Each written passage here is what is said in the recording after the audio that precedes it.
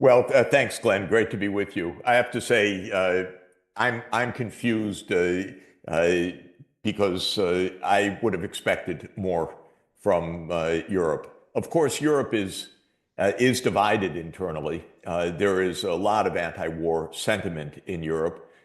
Most vocally, Prime Minister Orban of Hungary, uh, Prime Minister Fico of Slovakia.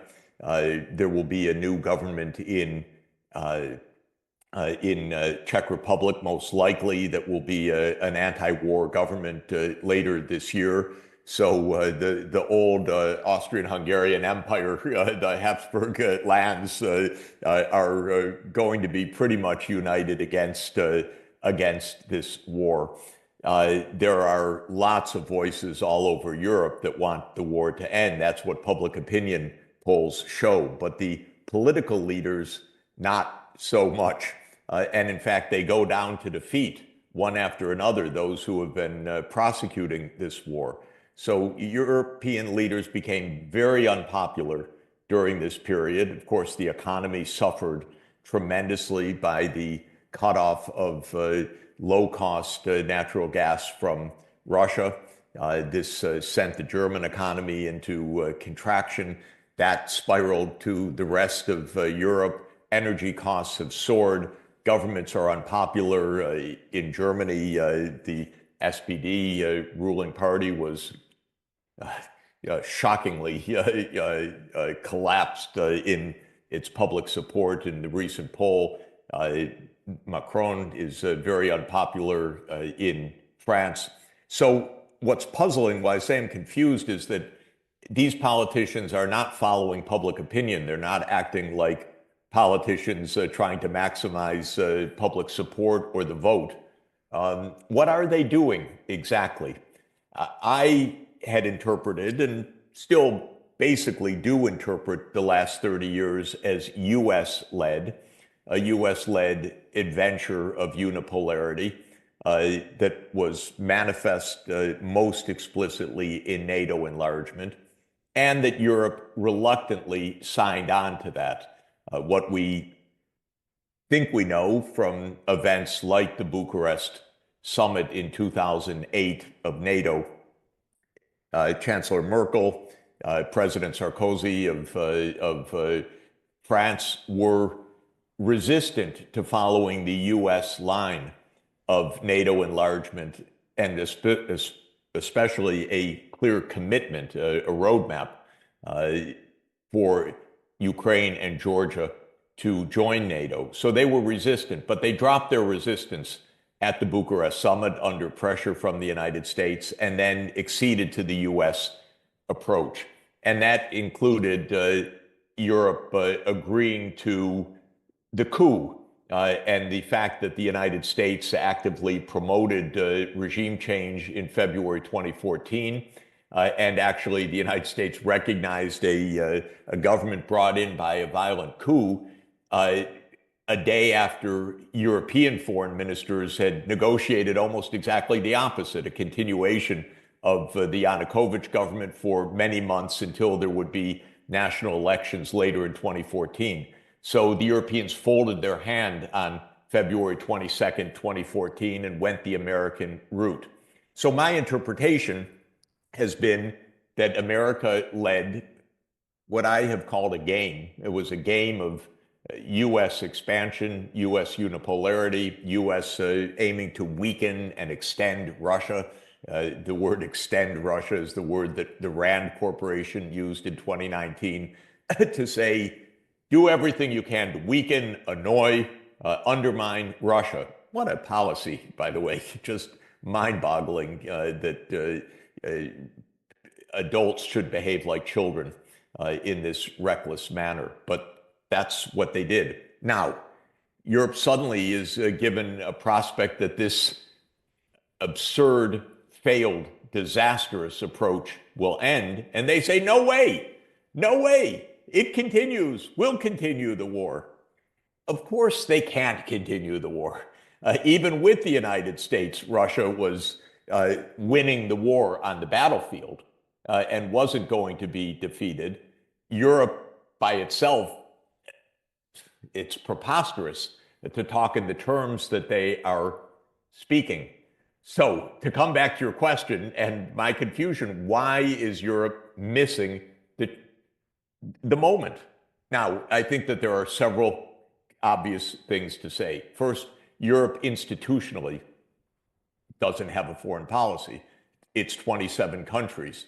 The EU does not have, under the rules of the game of the European Union, does not have even the power to have a foreign policy. Whether it would be a good one or not is a question, but the foreign policy is essentially what comes out of decisions of 27 disparate countries. So that's a first point. Second, there is absolute fear in the Baltic states because the Baltic states have been depending on the United States to back them up. And with the U.S.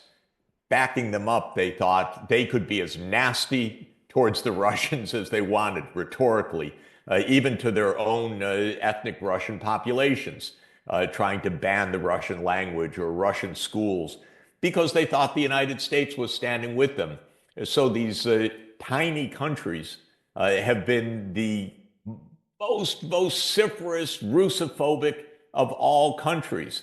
How would you behave that way? Well, they counted on the U.S. to have the big club that was going to protect them. And now the U.S. isn't protecting them. So they are in a panic, definitely. And to my mind, what these countries, the Baltic states, were doing in recent years, oh, it was so dangerous.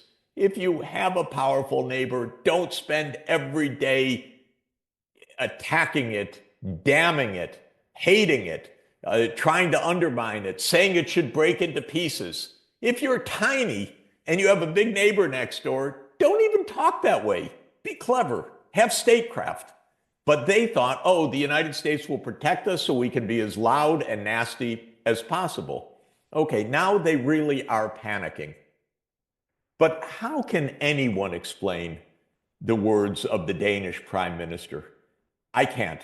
Every theory I have, if I were the Danish prime minister and I was worried about an invasion by a great power, I'd absolutely be worried about the United States of America, because Donald Trump has expressed very vividly his eyes on Greenland.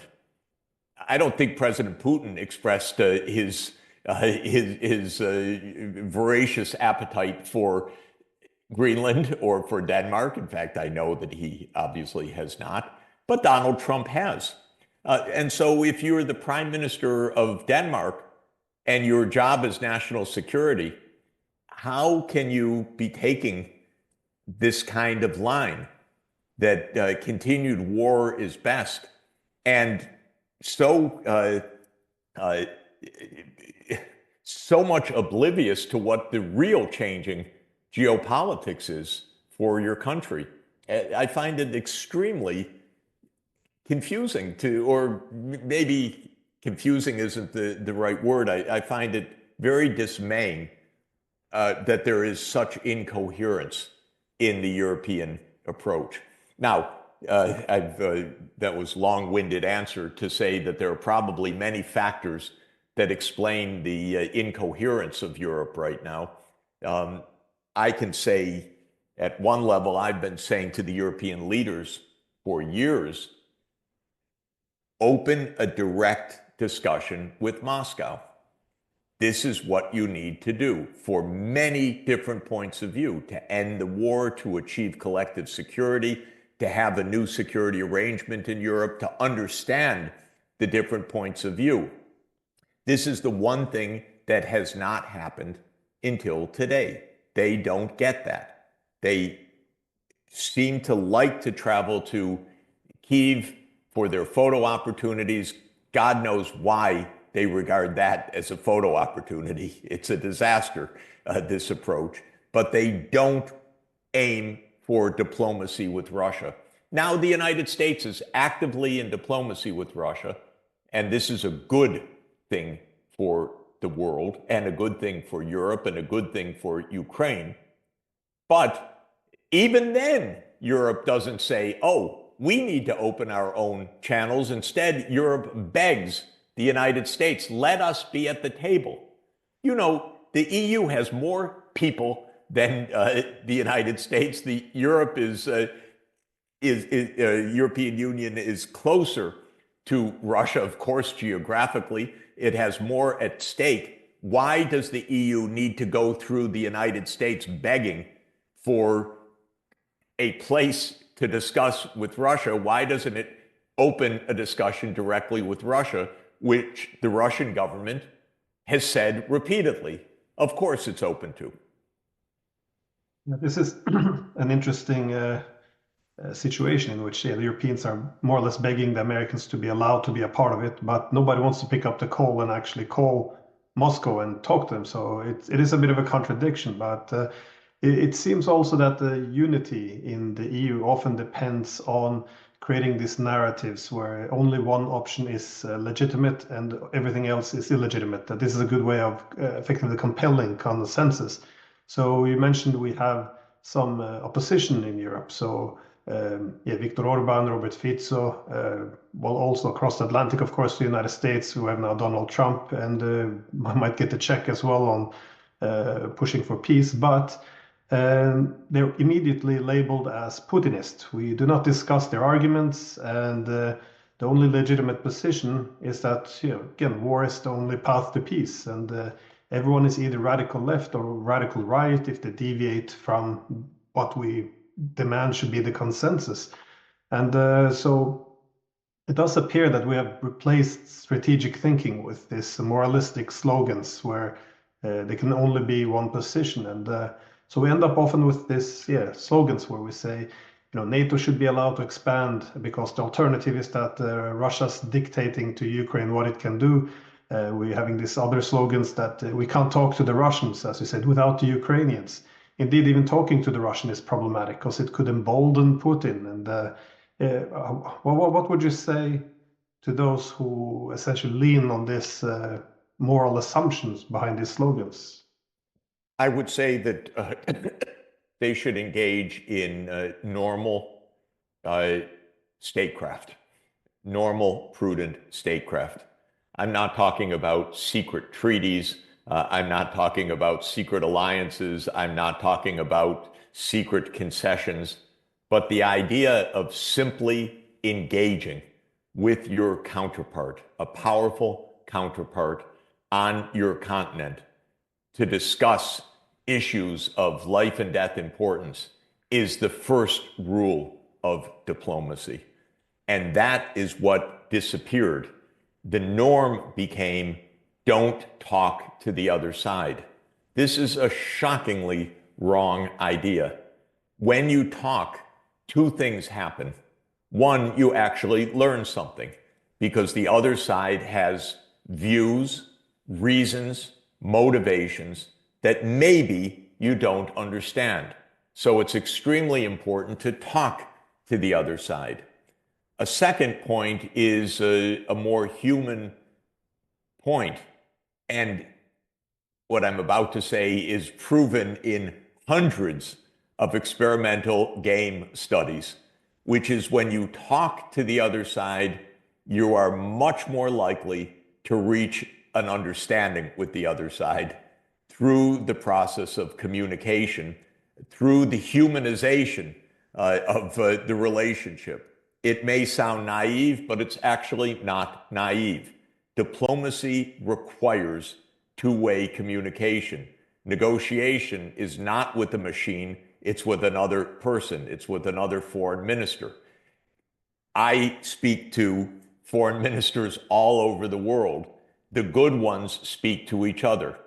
I think in our previous discussions, I mentioned a bizarre occasion that I had with the G20 when it was hosted by Indonesia, and the foreign ministers met in Bali. I was invited to speak to them by video. So I was on a Zoom call with the foreign ministers of the G20. What was shocking to me was the European and American foreign ministers would not speak to the Russian foreign minister who was in the room. The whole idea was to show, like high school kids, we're in a clique. We're not even talking to you. You don't belong to our clique. It was so immature. I was stunned. I could speak to them, but they wouldn't talk with each other, even though they were physically in a room together. The idea was don't shake hands, don't be in a common picture, don't have a discussion with each other. So this became a norm. And Europe has at least 1,000 years, you could argue 2,000 years of diplomatic experience, inventing a lot of what we call diplomacy. They should know to talk with each other. They should understand. The Prime Minister of Denmark should understand Russia's going to be there tomorrow. It's going to be there next year. It's going to be there in 10 years. Are you kidding to talk this way? So this is, I think, a collapse of basic processes. Essentially, my guess has been because they farmed everything out to the United States, which also, by the way, wasn't true for even the decades of the 1980s, 90s, and the first years of the 2000s. We should recall that when the United States pursued its absolutely destructive, illegal, and idiotic war in Iraq in 2003, many major European powers were against it. When the US pushed for NATO enlargement in 2008, I spoke with European leaders who said to me, "What is your president doing? Why is he doing this? This is destructive." But from my experience, all European foreign policy collapsed in 2008. After that, it was only follow the US lead. And I'm hoping, I'm counting on some kind of revival of this. It's interesting, in the last few days, Europe has shown glimmers of a European voice, not constructive glimmers, by the way. It's been more, we oppose the US, they want peace, we want war. But at least it's a European position. I'm going to count that as a modest step forward, that at least Europe is talking like Europe. Now, if they could think a little bit, then they would realize that the warmongering is both doomed to fail, because Europe cannot support Ukraine in a war, and Ukraine cannot be victorious. It can only lose hundreds of thousands of more people and massive amounts of territory, by the way, if this war doesn't end. And Europe should tone down its panic that Russia's about to invade Europe, which it's not, and open up what Russia has been calling for actually for 30 years, which is true diplomacy over collective security on the European continent. And if it does that, and I'm not giving up on that, this would be a major constructive change, and it could come sooner than we think. I think this is also the one peaceful outcome that would actually benefit everyone if there would be a revisiting the discussions of an actual European security architecture, as if we can revive the concept of indivisible security, which was the leading one until we came up with the idea of a hegemonic peace. This would eventually be good for Ukraine as well, because the more threatened Russia feels, the more aggressively it will push back, and this is very bad news for frontline states who are on the Russian border. But I also want to ask you about, you mentioned the Minsk agreement and all of this, but the Istanbul negotiations, because in this battle for narratives, and whenever we have narratives or facts which doesn't fit the narrative, it's simply pushed aside. So, for example, the Istanbul negotiations in the beginning of 2022 is now completely absent from the EU's war narrative, because it doesn't fit with the idea that the Russians simply wanted to restore the Soviet Union, or yeah, or this other narratives they're pushing. But you were actually there. You flew to Istanbul, and as the Russians and Ukrainians were negotiating, well, what is it that's missing there from the EU's narrative? Russia's aim in 2022 with special military operation, as I interpret it, was to force Ukraine, if I could use that term, because it was under force, to return to neutrality, which would have benefited everybody: Ukraine, Russia, Europe, everybody. So it was pushing for something that made complete sense. And Ukraine as neutral would have been safe. It would have been stable. It would not have been a war zone. But the United States hates neutrality. That was the whole point of the unipolar moment. Neutrality is a violation of either you're with us or you're against us. If you claim to be neutral, you're just against us. That was the U.S. view. So what Russia's war aim was in February 2022 was neutrality in Ukraine and finally implementation of something like Minsk II, which was autonomy and protection for the ethnic Russian population. These were limited aims. They did not call for the annexation of the Donbass. That was something that came later in the year. It was not an aim in February 2022, and it was not on the table in March 2022. So we now know from so many participants, from the ones that I spoke to in Ankara, actually, the Turkish mediators, from the Russians, from the Ukrainians, from the Americans, from the Brits. We know from so many different sources that the two sides had come close to an agreement, and it was scotched by the US and UK.